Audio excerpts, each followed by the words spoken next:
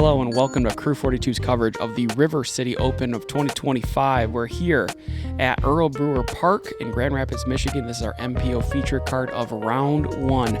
My name is Zach O'Haron, and on the commentator's mic, I have a new guest with me. I'm excited to introduce Frank Smith. How are we doing, Frank? I'm doing well. How are you, Zach? I'm doing great. If you haven't already, please like, subscribe, hit that notification bell to get all the notifications when we have future events get published. This is a staple event inside of Michigan in the West Michigan area, and we have a stacked card for everyone here. Nick Gill, Zach Arlinghaus, Jon Borzick, and Austen Bates, last year's winner, making the feature card. You're in the event too. How you feeling in terms of being able to compete this week? Yeah, not a lot of competition in terms of years past. Sure, we've had some touring players. There have been some touring players, so less competition, but still some dogs. Yeah. I mean, we have some A-tier warriors here, so. All right. It'll be Welcome to this 2025 River City Open MPO Featured Card. Leading off the group, representing Dishcraft and Great Lakes Disc, Nick Gill. Hey. First on the tee, we have local legend and fan favorite in the area, Nick Gill. Changes play up to take the backhand route. Hole 1 is only 274. Do you like the forehand or backhand route better? I go backhand. Okay. Next on the tee, representing Dishcraft and Ledge Zone, Zach Arlinghaus. Hey. We get Zach Arlinghaus on the card again. We featured him in the last couple events we've been at.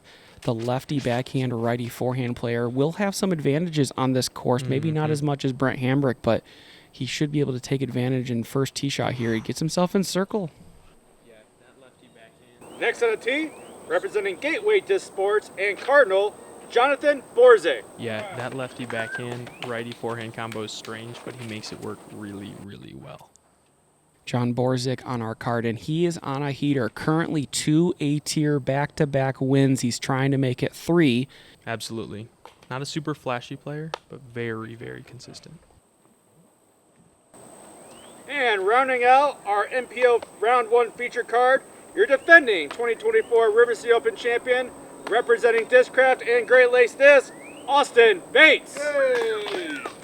And, of course, we have Austen Bates, last year's winner, off the chase card, joining us on our feature card. He can do it all. He's got backhand, really he's got forehand, he's got a bit of a softer putt, and at Brewer, if the wind is down, it doesn't affect him too much. When the wind picks up, it can be a little, it can be squirrely sometimes. He's going to get caught up early in the bush. You know, I talked to some pros, they were saying that those bushes on the left were just kept creeping a little too tall, and the power gauge, people were pushing it too far OB. Do you think it's easier to get an OB on the forehand than it is the backhand? Definitely. I think the grass around the green is really hot, but if you throw something straight and flat, it comes in real gentle, whereas the forehand, even if you do land close, it often skips quite far past. Those twinkle trees catch them sometimes, but you can often be left with no putt as well. Right. So I think the hole has evolved drastically even over these last couple of years. This is one of the new additions when they kind of redesigned the course. And it looks like our card's going to finish off with a couple pars there from Nick and Austen, while Zach and Jon are going to get birdies to start off their round. And this is a birdie or die course for you guys. Yep. Break us down right now, hole 2. What do you need to do? Because like the beginning stretch here is very birdieable. What's the best play here to get your birdie opportunity? I personally throw a backhand turnover with Zone, Luna, your straight putter. But a lot of guys will go the forehand wide, and some guys will even take the inside backhand hyzer route. Interesting. That feels a little tight. A little tight. I've seen it done really, really well. But this is the common play. Throw it out wide, let it drift down. The landing zone is a little sloped, so you see a lot of discs slide down towards the bucket. And talk about the conditions real quick for the weekend. This day, you already said it once, it's pretty dry. The grass is pretty hot. We're expecting some ground action already. What's the rest of the conditions out? Is it hot? Is it like, what are you doing to prepare for the weekend? It's 92 degrees and humid. Very, very humid. Welcome to the summer of the Midwest. Yep. And I mean, you could see with Jon's shot there, it hit the ground and just took off. Was lucky to have a backstop, but the green is hot. Hot. So it hits the ground and just goes.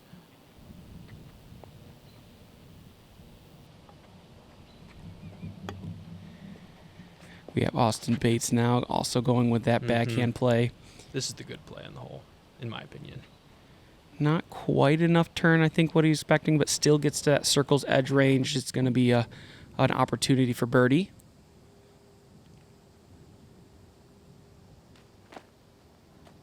Zach unable to make contact with the metal there. He's going to have a circle two putt on the way back as well.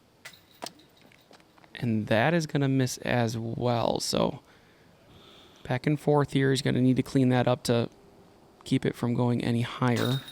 Good catch by the basket, a little high, a little left. He's got enough pace or enough of a soft putt that those catch often.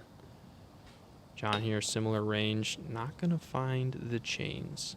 Probably a little nerves. I mean, he's been playing really well, so got to be a little bit of pressure coming to this event.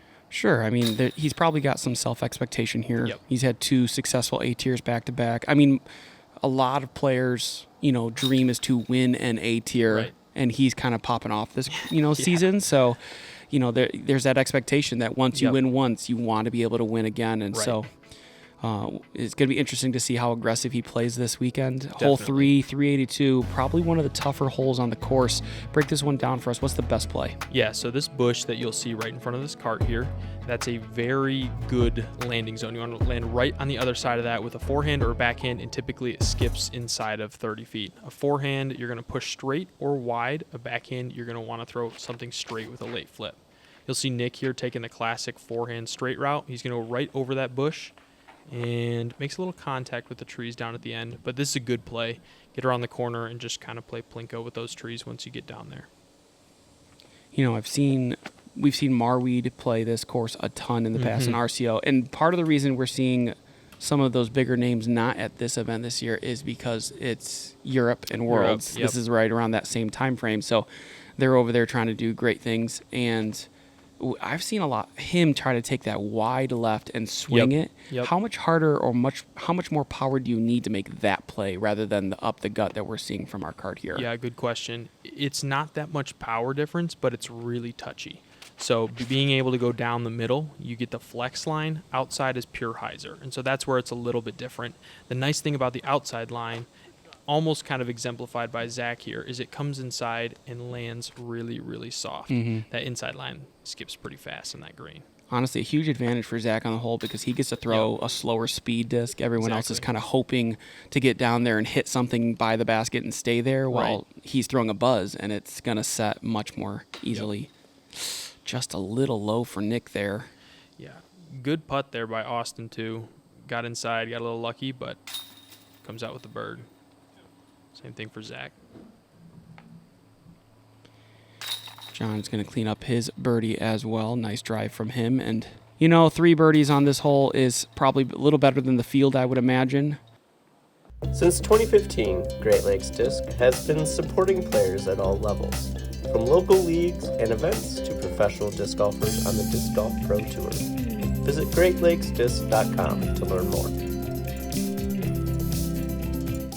Now we're going to head over to maybe the most controversial hole on the change on this course. I think it's still a good hole, but a lot of people might not play it properly. Hole 4, par 5, 795.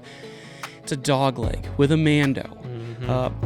It's a tricky hole. Very. What is the ideal landing as we make this turn? Yep. Is this the play you're trying to go for? There's an inside gap. What's your goal off the tee? And then as you get up here, what's the plan? Yeah. You get off the tee as far as you can. Just go straight. There's a very, very small landing zone that gives you the opportunity to go for the eagle. Very few guys get there off the tee. You're going to see a lot of these guys throwing a fairway driver straight, finishing left, and trying to be just past the Mando tree. Austen looks to have done this a little inside. Yep. So it's a really tricky landing zone. And if you do not get past that tree, there's almost no chance at even a birdie. It's really, really hard to recover from not getting past the Mando tree off the tee. One thing I'll add to that as well is that Shay and James and the guys at Great Lakes did a great job of looking at last year's hole performances and understanding where their scoring separation was and wasn't happening. Yep. So we see Jon landing in the perfect ideal landing zone. Spot. And he's going to be rewarded being able to go toward, roller here from Zach. Would not never have have guessed guessed that. I guess for the lefty he's going to be at the landing zone essentially. But they've added a ton of OB, including now a line that wasn't there last year between hole 4 and 5. Right. So you no longer get to just blindly punch up the hill. You can just kind of stretch it. And if you go far, almost into 5's fairway, you just get a hyzer approach into the basket. You can't do that anymore. So the eagle is going to be even tougher because that gap gets even more narrow. You just don't get to be blindly aggressive. And you can tell that Austin's not going aggressive. He's not going roller, because I would imagine from that position you could lay down a roller and try to hook it around. And he's just pitching up on top of the hill. Anything on top of the hill, really, in 2, you're doing everything you can to get a birdie look. Right. And what you see here, and which is really interesting, is in the PDGA ruling system, you play to the first mando where your feet are. And so you'll see a lot of guys approach this corner and have an awkward stance almost away from the basket. They changed it again? They changed it again. This was a new rule change this year. Okay. Where you have to play to the mando until you're past it. And so that's a really interesting change for a lot of these guys, where they might place their feet in what looks to be an illegal stance, but it's in relation to the mando. In relation to the mando. Yeah, they've changed that back and forth a few times, because in years past we've seen people take awkward lies because their foot's in relation to the basket. Right. But that rule change, which I didn't think the rule change was that bad, was awkward for holes like this that are horseshoe. Right. Because now, I'm looking at the mando, or even at, you go to, Northwood Black, where you have hole, 5, and it's okay, I'm looking down this tunnel, but really, the basket's way left. And so you have people taking foot faults unintentionally because they're just playing down the intended fairway. So, switching it back to play to the mando, as long as people are aware, we shouldn't have any issues, right? Everyone knows the rules. Everyone knows the rules. That's a common landing spot where Austen is. The green is fast, and so you don't want to go OB long. There's OB inside circle long. And so coming up nice and short and getting some ground play leaves you a putt that you like. Jon for eagle right now, unable to get it in the air. It's a birdie. It's fine. Eagle would be bonus. Zach now from circle 2 again, leaving it just a touch too far wide, leaving himself a longer comeback putt than probably what he wants. Just left. That one doesn't stick for Austen either. See if Zach can get back on the putting train. Nice recovery, not letting that kind of spool over like it did earlier on hole 2. Good birdie here from Nick. I want to highlight something. Sure. Nick didn't get in the greatest spot off the tee, but he got past the mando, which allowed him to get up to the top of the hill and play for birdie.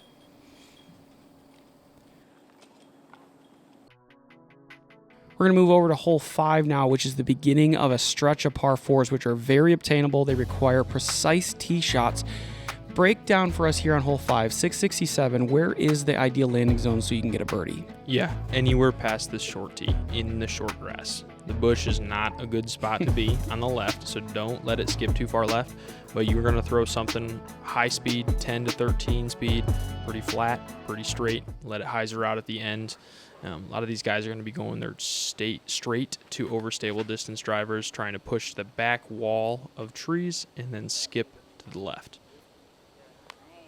which Jon does here excellently. Right next to that bush is the perfect spot to be. You're about 250 in, simple forehand, works great. I would argue that the front 9 on this course plays a little easier, even with the added OB, because that line between 4 and 5 is present, because you would see players in past events, like at States or at RCO years ago, where Luke is falling off the tee pad, going for as much distance as he can without the risk of an OB stroke because he leaks it too far to the right or anything like that. Now it really is, you have to land in a good landing zone. If you're too far right, you go OB. If you're too far left, you pinch yourself with that bush, as you're mentioning, and maybe you're scrambling rather than attacking for that birdie. Right. We see Zach here actually going to slow down here with his disc choice. Looks like a putter or maybe a mid-range of some kind, just getting barely past that. That's the ideal spot right there? That's a good spot to be. You're going to see he's going to have a wide open gap. He's probably going buzz here, maybe zone. Nice control.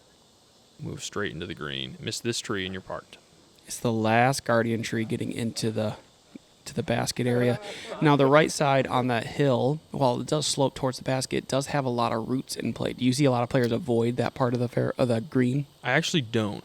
Looks like Austen is avoiding that, but a lot of players will throw into that side with the slope. It stops a lot of stuff, and I don't see a lot of rolls out of that area. So a lot of guys will go a nice wide forehand, let it skip up into there, have a nice 15-foot downhill putt. Here we see Nick taking that side. It's just misses the roots there. He's going to be 20 feet, 15 feet for his birdie look. This is ideal. Distance on this hole matters a lot? No, just position. Yeah, I mean, you can go 200 feet off the tee and have, 450 in. Sure. And a lot of these players still can get it. So, I mean, we saw Zach going mid-range, and he is the closest one of all 4 of them. Right. So, I would say too, just like thinking about the course in general, especially the front 9, having a forehand or lefty backhand for Zach is really important in allowing you to be able to attack the course, especially for those birdie opportunities. As you could see, like, he can go mid-range, right, get a birdie, while some people are trying to make sure they maneuver a faster edge disc through hot grass. It can be a little tricky. Hole 6 now, another par 4, 579. The tricky here is off the tee. Is that correct? Yep. If you get through the 2 initial guardian trees and don't skip left, don't go too far right, then you're in prime position. A lot of these guys are going to be going either mid-range or fairway off the tee, trying to land flat. Again, this green is really, really hot. And so if you put it in the fairway on hyzer, it's going to skip left OB. Right side is OB as well, so if you turn it over trying to avoid it, you can find yourself in trouble. And I will say that the green, because of that slope, even though it's going to be heavy with ground action, because it's sloped behind the basket, you really can just throw as hard as you want at it to make sure you get there, because you're not going to really skip too far past the basket, still give yourself a putt. We see Nick here getting a kick over towards that OB, but I think he's going to end up being safe. Austen with probably an Athena going down the middle. Got a tree early. Going to be on the short pad. Ideal footing there. Do you like that or not for yourself? It's a little too pinched for me. I prefer to be a little bit closer and a little farther right. Ooh. Looks like a misrelease there for Zach. One new change to this hole this year. This creek that runs through the middle actually plays as out of bounds this year. It hasn't in years past. And the out of bounds is really bad. Saying from experience, unfortunately. I was there the first round. Sure. Yeah, I think, again, I kind of gave a shout out earlier. They really were they did it for FPO and MPO both. They just really took a look at some of the hole scores, and they're saying, oh, this one's not scoring separating enough. So they added some OB, or they removed OB in certain places potentially, or had at least that conversation, just being like, what's good for the hole, what's good for the event. So we have added OB, a ton of added OB this year, especially on the front 9. That's played much easier, just to give an extra challenge. You have to be cleaner. So we see Nick gets into the circle, into the bullseye even. Austen with the shortened run up in the tee pad. That feels awkward, right? He doesn't get to run to the end of the tee pad. It's got to be so awkward. Jon in a great spot here. This is my personal favorite spot. You can either go up the gut, or you can throw a nice hyzer like he's going to do. That second tree, that's the one, comes into play really quick on that hyzer, though. I see a lot of people miss inside, being scared of the OB on the right, and hit that tree, leaving themselves an 80-footer for birdie. Decent run from Jon there. He's going to end up a little short, but still by the basket. And as we escape the shade of the round, because we're in the most wooded part of the course, we're about to start hitting into the most open part of the course. And even though there's not a lot of wind today, even a little breeze is going to start impacting these greens. Right. If you can't tell from the coverage, Brewer is on a hill. It is the hill. It's the hill. And so it is one of the highest points in this area. Therefore, a lot of wind rushes up over the hill. And the worst part about it is it's never consistent. It's always swirling. Sure. You're getting wind in your face while you're putting. and then on the next tee, facing the same way, you're throwing into a tailwind. So it seems to be always the worst possible wind for the hole. We're going to move over to hole 7 now, par 4, 613. This is playing as one of the most difficult holes because of the added OBs on this. That kind of peninsula island on the left there off the tee is OB, so if you leak early, you're going to get punished. There's an OB line lacing that right woods all the way till right around circles 2. Yep. Somewhere around there on the About right 50, side. 60 feet. And then, of course, the long grass on the left past that island is also OB. So your first tee shot, you're just trying to get past this initial gap, hit it with something stable on Heiser. This looks like a good gotta line. move. Yeah, he's asking. Yeah, this looks good. Excellent. And, with that dry grass, it's getting that forward skip. And those bushes in the fairway that kind of protected the accessing the green low have been trimmed. So if you get, like, it used to be that if you got a lot of power, you kind of got punished. Right. Now that's not the case because you can go to a knee and go under it. Right. Correct. Austin getting through that island in there. Very fortunate. It's pretty thin in there, but you don't see a lot kick. Yeah. And then trees are 90% air, but it's still 90. Right. Like there's still that 10% that can knock you down at any point. This is excellent. Now, the only tricky part about this is he's gotten far enough where that forehand is either a spike over the top or low. So he's got a couple decisions with those trees in the middle of the fairway. And that left side high has actually changed a bit too because it's referred to by locals as the glove. Yep. It's become thicker. It's become denser over these last couple seasons. So I've talked to Nick about it. He's like, it used to be the play. You put it right into it. You probably push through most of it. You're going to give yourself a circle look. Now you're not able to do that. So you have to kind of play it short of the glove over this bush. You have to arrange it somehow between those two things. Right. Which is incredibly difficult and technical. Very, very difficult. Any forehand or lefty backhand coming over this bush has to be left short. Otherwise, you're hitting that and dropping to 40 feet. Which feels bad on a hole that historically has been very birdieable. Right. We're seeing Zach testing that glove right there. And leaves it short. Avoids the glove, but still a little closer than it would have been if he had hit it. So circle's edge for him.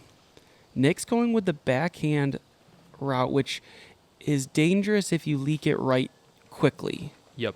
There's OB over there. Mm-hmm. In years past, that wasn't an option. But the trimming that they did on these bushes is great. I'm a little surprised to see Jon taking this line. I would have expected him to go over the top, but I'm wondering did it well. I wonder if he's worried about the glove and just knows that he can push into the circle. Yep.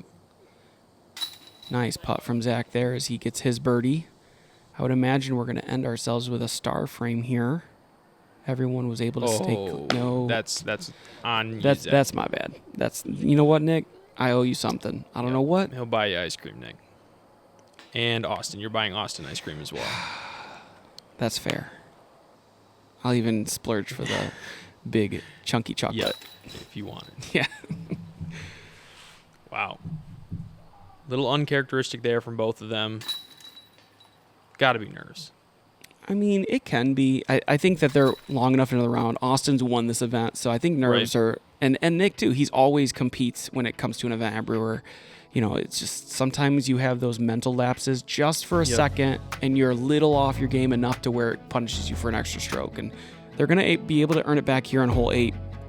No real additional OB here, but it's 420. It really kind of enacts as a distance check. Right. You're going to see a lot of guys go straight at it. Jon taking the wider route. The problem with this is the green is sloping. So if he's going to get a skip, and that's a mild skip. Very mild skip. For what it could have been. Because you're right. It slopes right to left away from that. So if you come in with any kind of pace, it's going to flare down the hill further. Right. Zach actually advantage. If he can get this to swing back right, will dig into the hill. Correct. But this is kind of hanging out. Long circle's edge, downhill a little bit. I guess this one's probably pretty flat. He's far enough past it. Yeah, true 420. True 420. Okay. I'm throwing typically my 10-speed right at the bucket. Okay. Which is what Nick does here. This needs to hook up.